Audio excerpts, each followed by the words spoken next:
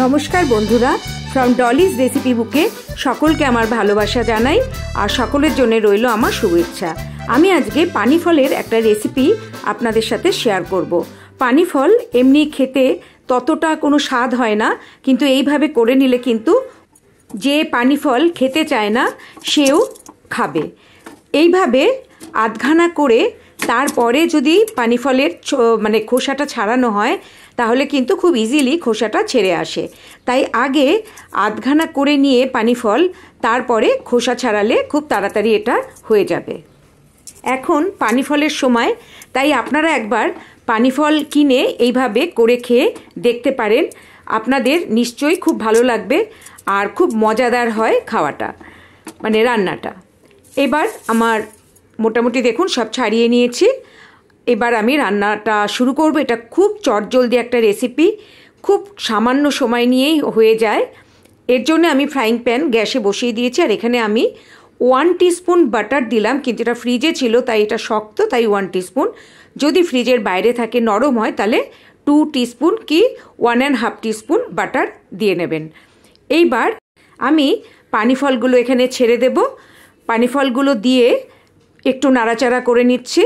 নাড়াচাড়া করে আগে আমি এখানে লবণ দেব, আর লবণ দিয়ে আমি 1 মিনিট মতো এটা নাড়াচাড়া করব।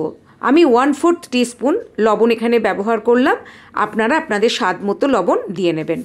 এইবার আমি কিন্তু বাটারে পানি ফল ছাড়ার পর থেকে টোটাল 1 মিনিট এটা নাড়াচাড়া করে নিচ্ছি। মাঝখানে আমি একটু লবণ দিয়ে নিয়েছি।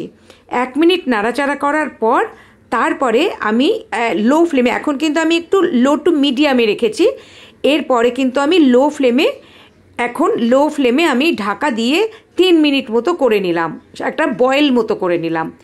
এবার একটু আবার নেড়ে চেড়ে, লো ফ্লেমেই রাখা রয়েছে আমার গ্যাস, লো ফ্লেমেই আবার 2 মিনিট মতো ঢাকা দিয়ে একটু করে নেব। মাঝখানে শুধু একটু নেড়ে দিলাম। আবার লো ফ্লেমে রেখে 2 মিনিট করে নেওয়ার পর আমি ঢাকনা খুলে নিচ্ছি। এইবার আমি গ্যাস অফ করে দিয়েছি। গ্যাস অফ করে এখন আমি টেস্ট মেকারগুলো এর মধ্যে দেব। প্রথমেই দিচ্ছি গোলমরিচের গুঁড়ো, আর এটা হাত দিয়েই দিতে হবে যাতে পুরোটা ছড়ায়। আর চিলি ফ্লেক্সও দিলাম।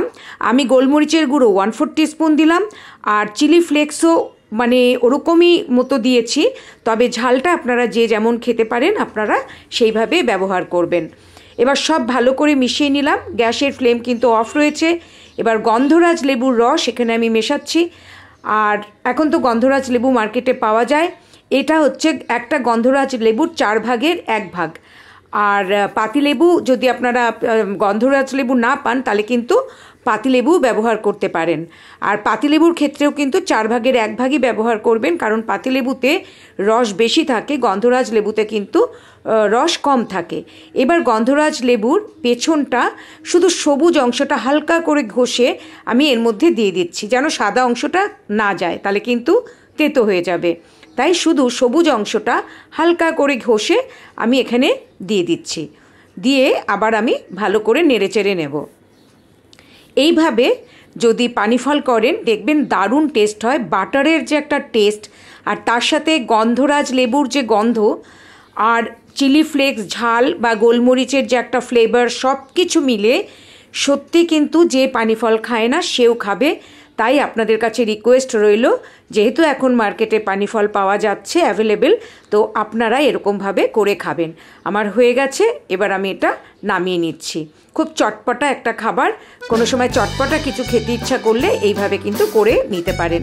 আর একটু চিলি ফ্লেক্স আমি ছড়িয়ে দিলাম। চিলি ফ্লেক্স ঘরে কেনা না থাকলে সেটাকে শুকনো চাটুতে ভেজে বা শুকনো কড়াইতে ভেজে সেটাকে কিন্তু মিক্সিতে গ্রাইন্ড করে নিতে পারেন। লঙ্কা ভাজার সময় সেটা যেন লাল থাকে, কালো না হয়।